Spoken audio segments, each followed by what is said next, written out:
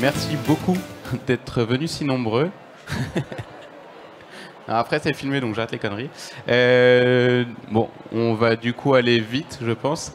Le principe, là, c'est de parler un peu d'errance médicale et de restituer les données du sondage qu'on a fait avec Opinionway sur l'errance médicale. Donc, j'ai le plaisir d'avoir avec moi Kitri Lanta, directrice de la transformation en santé à la Ligue nationale contre le cancer, qui va nous parler aussi un petit peu de son vécu de l'errance médicale de son côté. Et puis on va faire une petite introduction. Dans la suite, je vais vous montrer les données de ce sondage sur l'errance médicale et puis une petite conclusion avec mon expérience en centre de référence des maladies vectorielles à tiques.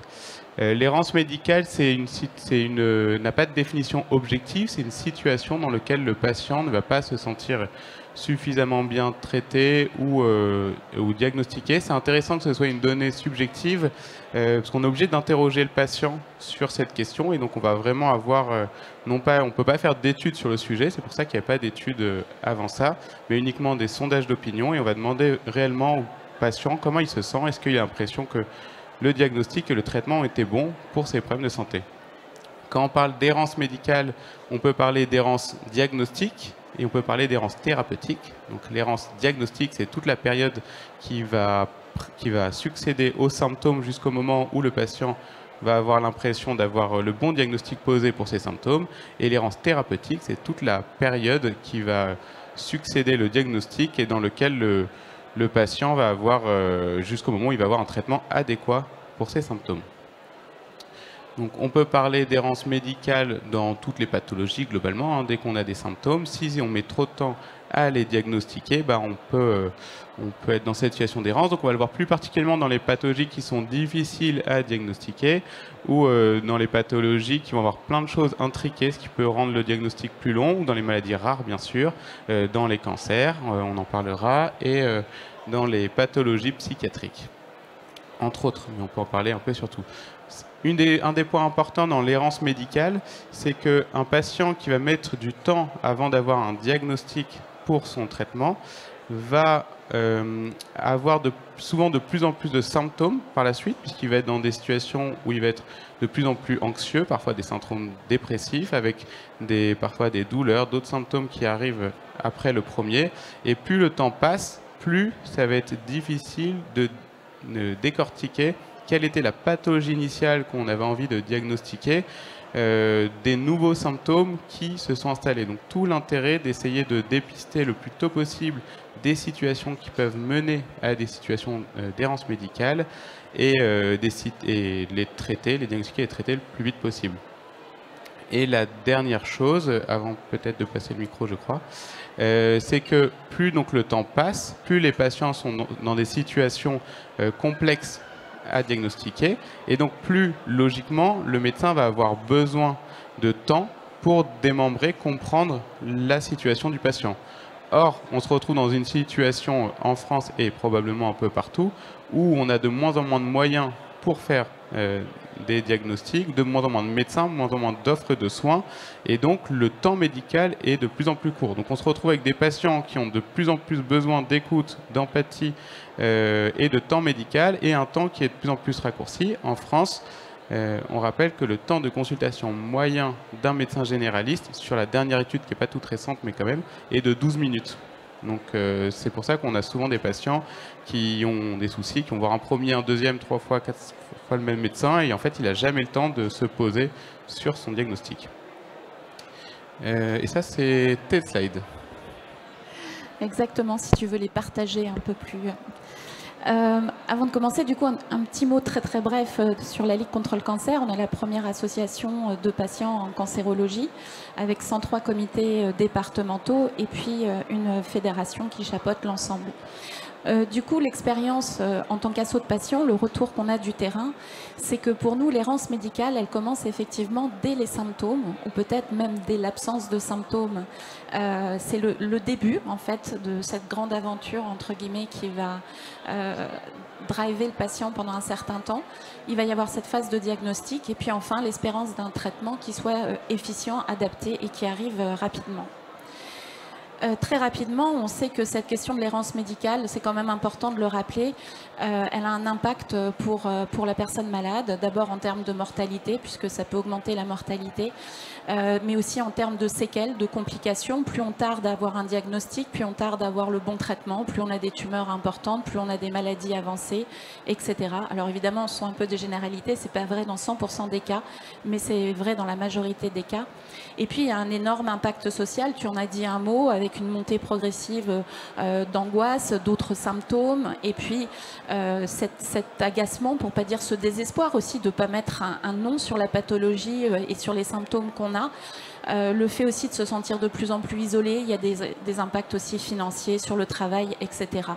Et enfin, tout ça, globalement, a un coût énorme, d'abord pour la personne malade, mais pour la société également. Si on parle brièvement des symptômes, je vais vite parce qu'on connaît tout ça. Ce que je trouve intéressant, c'est l'absence de symptômes, c'est-à-dire que vous êtes dans la cible d'un dépistage organisé. Et en fait, là, il y a déjà le défi. Est-ce que la personne qui est la cible de ce dépistage en a conscience? Est-ce qu'elle a identifié qu'elle était finalement une population à risque de certains cancers en raison de son âge? Donc là, il y a déjà aussi un enjeu d'information, d'éducation du patient. S'il sait qu'il est à risque, il dit tiens, je vais faire mon dépistage, mais ensuite il y a toute la question de l'accès à ce dépistage. Je veux faire un frottis, est-ce que je vais avoir accès à une sage-femme? Est-ce que je vais avoir accès à un gynéco ou un médecin traitant formé? Le kit dépistage, on parle en ce moment dans le mois du cancer colorectal. Bon, en fait, est-ce que je suis capable d'aller sur Internet, de récupérer mon kit, etc. Donc ça, c'est le premier cas. Le deuxième cas, c'est j'ai des symptômes. Et là aussi, il y a une question, un enjeu au niveau de l'information et de l'éducation du patient. Ce symptôme, est-ce que je suis capable d'identifier qu'il y a quelque chose d'anormal et que ça vienne alerter chez moi la nécessité d'avoir un diagnostic? Donc là, on est sur toutes les campagnes qu'on voit également de « tiens, votre grain de beauté change de couleur, de forme, tiens, votre sein change de forme, tiens, vous avez une toux persistante, une narine bouchée, ça peut vous alerter sur peut-être un cancer ORL, etc. » Il y a aussi un fort enjeu d'information. Et tout ça, une fois qu'on a ce symptôme ou qu'on est dans la cible, eh bien, il va falloir qu'on aille faire le chemin jusqu'à trouver un médecin pour poser un diagnostic. Et pour trouver ce médecin, il y a évidemment une influence du territoire et là aussi des enjeux qui sont très variables d'un territoire à l'autre. Enfin, j'arrive, je me dis, je vais pouvoir avoir un diagnostic. Oui, mais... on sait que 11,6% des Français n'ont pas de médecin traitant. Ça, ce sont les derniers chiffres de l'assurance maladie. Donc, quelles sont les autres portes d'entrée pour avoir accès à ce diagnostic? Donc ça, c'est une vraie question qui nous remonte du terrain. La deuxième chose, c'est, OK, je suis dans une région, il y a beaucoup de médecins dans ma région, mais finalement, ils ne sont pas disponibles. Donc, ils sont trop peu. Ils sont à la fois nombreux et en même temps trop peu. Enfin, et là c'est un peu délicat de le dire, mais c'est la réalité, il y a aussi les compétences. Est-ce que mon médecin est formé par rapport à la pathologie qu'il doit diagnostiquer? Est-ce que, alors les retours terrain, c'est notamment les jeunes. Typiquement Maëlle Sigano, qui est morte à 34 ans de son cancer du sein, elle a eu un diagnostic, elle pensait à un cancer du sein, on lui a dit, enfin, elle est mignonne. Tout de suite, une boule dans le sein, elle pense à un cancer. Ben oui, c'était un cancer qui a été diagnostiqué très tard. Elle en est décédée. Et donc, il faut aussi se dire, peut-être que ce n'est pas le diagnostic le plus probable, puisque là, on parle de probabilité. Et pourtant, il faut aussi pouvoir le poser. Enfin, la dernière chose, on revient aux moyens du territoire, au territoire de santé. Là aussi, si on a un médecin, c'est déjà une bonne étape, mais est-ce que lui-même va avoir accès à une IRM facilement, à une échographie facilement, aux résultats d'ANAPAT facilement, etc. Donc là encore, il y a une question de territoire en santé. La troisième étape, on espère enfin un traitement qui soit efficient, qui soit adapté. Là, ça va dépendre aussi du réseau du médecin. Donc attention, le réseau amical n'est pas forcément le réseau vers lequel on doit adresser. C'est pas parce qu'on a un copain interne qui est charmant, mais peut-être que ce n'est pas le bon chirurgien pour cette pathologie. Donc là aussi, quel est le réseau? Et c'est très dépendant d'une personne à l'autre, d'un médecin à l'autre. On sait aujourd'hui qu'il y a des centres de soins où, en termes de seuil pour opérer certains cancers, on est en dessous des seuils recommandés et pourtant ces centres sont ouverts alors qu'il y a un impact sur la mortalité qui est établi. Donc c'est une vraie question. Ensuite, il y a également à nouveau, je me répète, mais aussi le territoire, c'est-à-dire que je dois adresser un spécialiste, mais y en a-t-il sur mon territoire? Et s'il n'y en a pas, ça renvoie vers le troisième point, qui est aussi le facteur patient. Si j'habite en province et que le centre de soins est éloigné, là, il va y avoir des inégalités en fonction des patients. Est-ce que je peux m'arrêter de travailler? Est-ce que je peux me déplacer? Est-ce que je peux engager les frais pour me déplacer? Quel est mon niveau culturel? Est-ce que je comprends ce qu'on me dit? Est-ce que je comprends l'urgence? Etc., etc. Alors, que peut faire et quel est le rôle d'une association de patients comme la nôtre? Le premier rôle, c'est sur l'information. J'en ai beaucoup parlé, c'est-à-dire que nous, on essaye de donner un accès à l'information à tous les patients, quels qu'ils soient, où qu'ils se trouvent. Pour ça, on développe vraiment le aller vers. On a des camionnettes connectées qui vont dans les territoires isolés, qui vont dans les petits villages pour parler de l'information, parler de la prévention solaire, parler de toute la forme d'information qui existe. Ensuite, et ça c'est vraiment, on est une association militante, c'est développer la puissance d'agir des personnes malades. Par exemple, garantir et savoir qu'on a le droit à un deuxième avis médical. On n'est pas sûr, on doute, eh bien on a le droit d'aller demander, c'est pas mal, ce n'est pas faire offense à son médecin que de demander un deuxième avis. Et puis enfin, c'est aussi de faire remonter les retours d'expérience sur la prise en charge, ce qui fonctionne, ce qui ne fonctionne pas suffisamment bien, et justement montrer un peu les trous dans la raquette pour améliorer globalement et diminuer ce délai et cette errance médicale. Enfin, une association comme la nôtre, elle propose un soutien continu à la fois aux proches et aux aidants. On met en place des soins de support qui sont gratuits dans toute la France. Donc ça aussi, c'est important. Et d'autre part, on soutient aussi le droit des patients et des usagers, puisqu'on est aussi une association avec de nombreux représentants des usagers. Et enfin, et je trouve que c'est intéressant ici à Made in Tech, on est très demandeur d'innovation, on est très demandeur de toutes les solutions qui peuvent permettre de faire gagner du temps aux gens, d'être pris en charge plus rapidement, d'avoir un meilleur diagnostic, et toutes les solutions, que ce soit dès l'information ou vraiment jusqu'au dernier traitement. Et il faut rappeler qu'on est le premier financeur privé de la recherche en cancérologie, et avec une recherche qui est vraiment axée sur le patient. Alors souvent on me dit mais toutes les recherches sont axées sur le patient. Non, nous vraiment l'idée c'est d'améliorer le parcours de soins, de santé et de vie des personnes malades grâce à ces innovations. Merci beaucoup. On va voir que dans ce que tu dis, il y a beaucoup de choses qui se regroupent avec le sondage. Donc le moment maintenant que vous attendez tous, pour lequel vous êtes venus de loin, les résultats du sondage. Bon, on va être quand même un peu rapide. Ça apparaît comment? Ouais. Plein écran. Voilà. Donc c'est un sondage. Donc c'est pas une étude. On demande aux gens un échantillon représentatif des Français, quelle est leur opinion sur un sujet. La quantité de personnes, ça c'est un sondage assez classique. Donc c'est représentatif. On peut considérer que les résultats sont représentatifs des Français, l'échantillon, voilà, répartition classique. Déjà, le premier résultat, donc déjà comment on a défini l'errance médicale pour les gens à qui on a posé la question. On leur a dit que l'errance médicale, c'était une période durant laquelle il était difficile d'obtenir un diagnostic clair ou des soins appropriés à cette situation de santé, ce qui conduit souvent à une recherche prolongée de réponses et de traitements adaptés. Bon, c'est important de savoir quelles questions on leur a posées précisément. La première chose qu'on voit, c'est l'importance de l'errance médicale en France. On voit que 30% des patients ont déjà été touchés personnellement par une situation qu'ils jugeaient une situation d'errance médicale. Ensuite, on a essayé de regarder parmi ces gens-là, est-ce qu'il y avait des différences dans les populations. On voit que certaines catégories sont plus touchées que les autres. Les femmes sont plus touchées par l'errance médicale que les hommes. Et après, on voit que la proportion de patients qui ont vécu une situation d'errance médicale est plus importante effectivement avec l'âge, un peu moins chez les 65 ans et plus. Mais on remarque qu'on aurait pu s'attendre à ce qu'elle augmente de manière beaucoup moins rapide. C'est-à-dire que déjà, dès 18-24 ans, 28% des jeunes ont déjà vécu une situation d'errance médicale. Ensuite, on a essayé de regarder plus précisément les difficultés qui ont mené à ces situations jugées comme de l'errance médicale par les patients. Une des données importantes principales, c'est le temps d'attente. Certains patients qui avaient des situations qu'ils jugeaient comme urgentes ou préoccupantes et qui voulaient avoir un rendez-vous rapide ont mis parfois jusqu'à 6 mois avant d'avoir un rendez-vous avec un médecin. Donc ça concerne 36% des Français. 30% ont déjà consulté plusieurs spécialistes. Donc on voit aussi qu'il y a un phénomène où à la fois les personnes qui sont dans des situations d'errance médicale vont être amenées à consulter à de multiples reprises, et c'est aussi paradoxalement eux qui en partie vont un peu saturer le système, enfin ne vont pas saturer le système de soins, mais vont aussi prendre des places pour d'autres personnes en situation d'errance. Donc plus on brise ce cycle tôt, et plus on libère de la place aussi, et on améliore ce problème.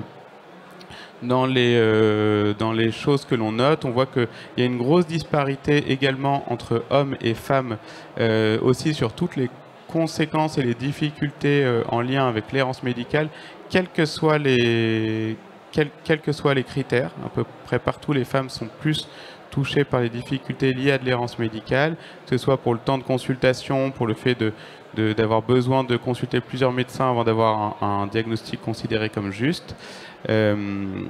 Et on remarque, voilà, donc ça c'est un peu les chiffres dont on a parlé juste avant. On a essayé de regarder aussi vers quelles alternatives les gens se tournaient lorsqu'ils étaient en situation d'errance médicale.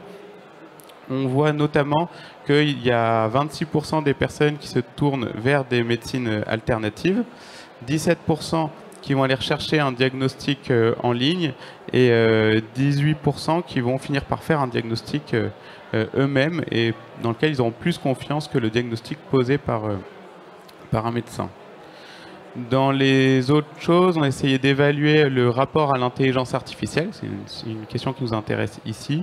On voit que finalement, les gens ont assez peu confiance dans l'intelligence artificielle aujourd'hui pour poser un diagnostic ou leur proposer un traitement directement, donc 9 et 7% respectivement.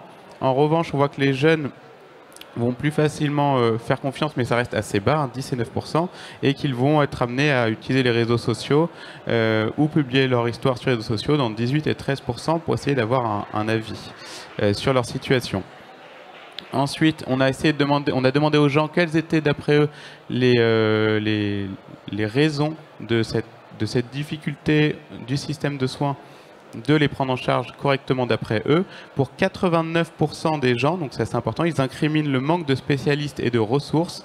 Ils incriminent également les solutions privilégiées trop rapides. La formation des médecins aussi pour 63%. Donc c'est une manière de dire que les médecins, ou peut-être la science, la médecine, n'a pas de réponse suffisante d'après eux à apporter à leur situation. Et en revanche, ce qui est intéressant, c'est qu'on voit que si très peu des sondés étaient prêts à faire confiance à une intelligence artificielle eux-mêmes, en revanche, 43% des gens aimeraient que les médecins utilisent plus d'intelligence artificielle pour améliorer le diagnostic ou le traitement. Donc c'est quelque chose d'assez positif, assez en phase avec ce qu'on dit ici à Made in Tech, c'est-à-dire que l'IA ne doit pas bien sûr remplacer les soignants, mais il doit être juste un outil qui doit aider à la compréhension ou au traitement des pathologies. Ensuite, ça c'est le même chiffre qu'avant.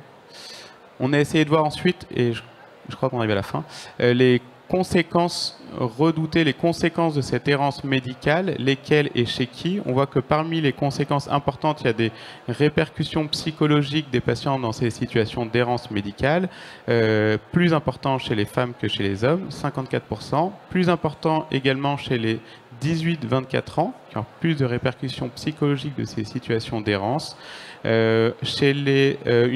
Également des répercussions financières, également plus importantes chez les 18-24 ans, et une peur de perdre son emploi chez les 25-34 ans. Et 43% des gens craignent de devoir prendre des traitements qui sont inadaptés pour leur santé. Donc on arrive là.